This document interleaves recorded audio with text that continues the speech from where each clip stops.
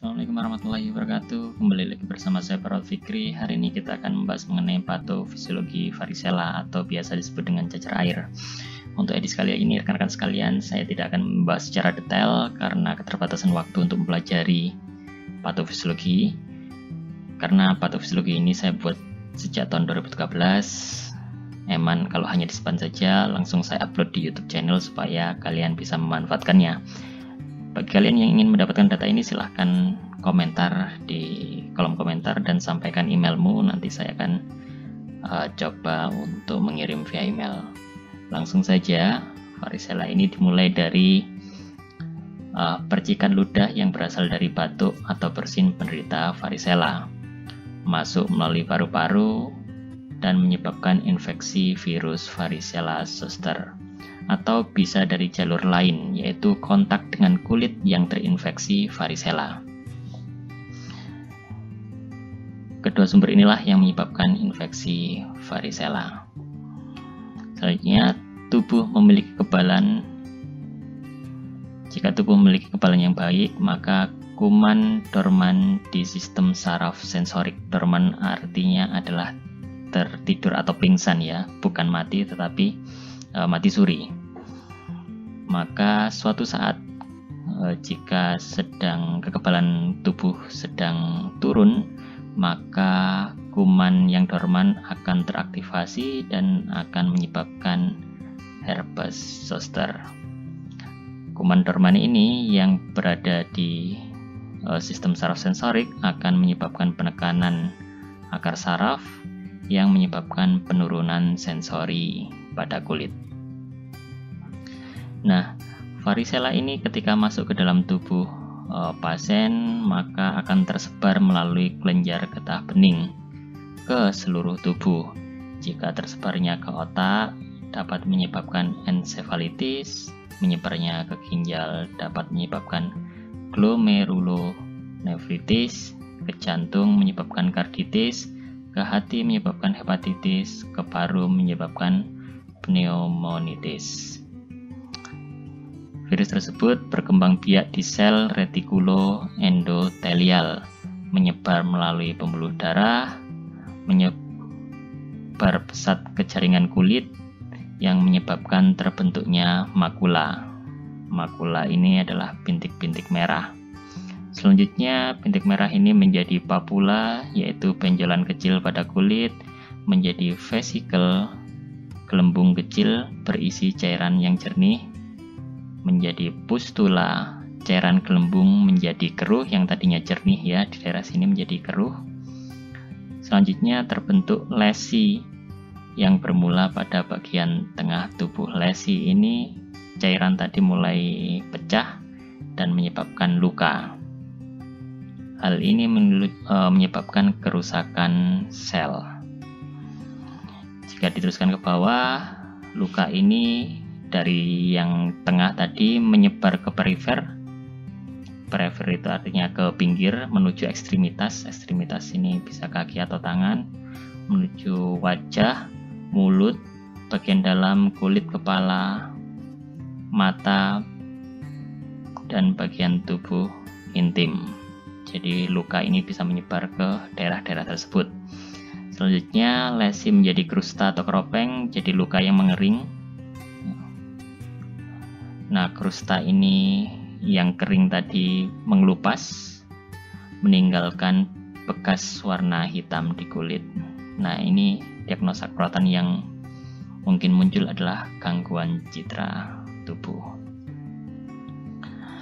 Kita kembali ke kerusakan sel ini tadi yang terbentuk luka sehingga menyebabkan kerusakan sel. Nah, jika ada sel yang rusak, tentunya sel-sel tersebut melepaskan mediator nyeri berupa histamin, bradikinin, prostaglandin, serotonin, atau ion kalsium. Nah, mediator nyeri ini ketika dilepaskan akan merangsang nosiseptor atau reseptor nyeri. Nah, ketika terangsang, maka rangsangan ini akan dihantarkan oleh serabut nyeri tipe alfa omega dan serabut tipe C menuju medula spinalis melalui 3 jalur ini. Silakan dibaca sendiri. Dan sampai ke otak bagian korteks somatosensorik. Rangsangan inilah yang menimbulkan persepsi nyeri yang selanjutnya muncul diagnosa perawatan nyeri akut. Mediator nyeri ini juga dapat, ya ini histamin. Pelepasan histamin ini ketika terjadi penumpukan histamin akan menyebabkan rasa gatal. Ini hilang ya rasa gatal. Menyebabkan rasa gatal. Jadi histamin yang menumpuk di bagian sekitar kulit akan menyebabkan rasa gatal. Gatal ini akan menimbulkan respon menggaruk yang muncul diagnosa gangguan rasa nyaman. Garukan ini malah dapat menyebabkan timbulnya luka baru. Nah, terdapat luka ini akan bisa menyebabkan bakteri atau virus lainnya masuk di luka-luka tersebut. Ada port di entry, maka diagnosa perawatan yang mungkin muncul adalah risiko infeksi. Nah, luka ini ya kembali lagi ke kerusakan sel, begitu terus selanjutnya ada sel yang rusak, pelepasan mediator nyeri, histamin, dan berulang-ulang terus seperti itu sehingga luka ini tidak kunjung berhenti. Kita kembali ke menyebar pesat ke jaringan tubuh ini. Infeksi yang menyebar pesat ke jaringan kulit dapat merangsang akumulasi monosit, makrofag, sel T helper, dan fibroblast.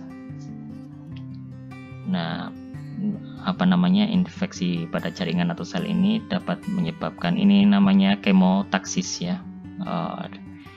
Definisi kemotaksis adalah tertariknya komponen sel darah, termasuk khususnya sel darah putih ke daerah infeksi. Hal ini dapat menyebabkan pelepasan pirogen endogen atau sitoksin. Selanjutnya pirogen endogen ini salah satunya adalah interleukin 1 dan interleukin 6 yang merangsang saraf vagus. Sinyal rangsangan mencapai sistem saraf pusat, membentuk prostaglandin di otak. Prostaglandin ini meningkatkan patokan set point panas, jadi panas tubuh. Kalau set point normalnya misalkan 36 sampai 37, maka ketika terjadi peradangan itu atau infeksi ini, maka set point akan ditingkatkan, bisa menjadi 38, 39 atau 40. Nah, ketika set point ini naik, maka menyebabkan pasien menggigil untuk meningkatkan suhu basal yang selanjutnya menyebabkan hipertermi atau demam. Menggigil atau meningkatkan suhu basal ini juga menyebabkan meningkatnya metabolisme. Ketika metabolisme meningkat, maka cadangan energi semakin menurun. Itulah alasan mengapa pasien-pasien yang sedang dalam keadaan sakit disertai demam, maka badannya akan lemah. Karena meningkatnya metabolisme ini menyebabkan cadangan energi juga ikut turun.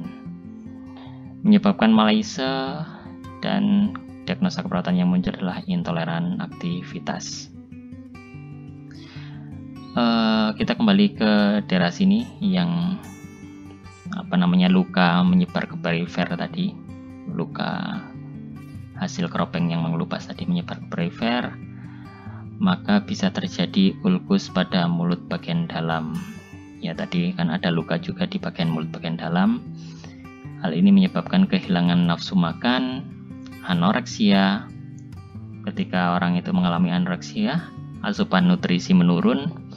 Ketika asupan nutrisi menurun, maka cadangan tubuh yang dipakai selanjutnya menyebabkan penurunan berat badan. Diagnosa perawatan yang mungkin muncul adalah ketidakseimbangan nutrisi kurang dari kebutuhan.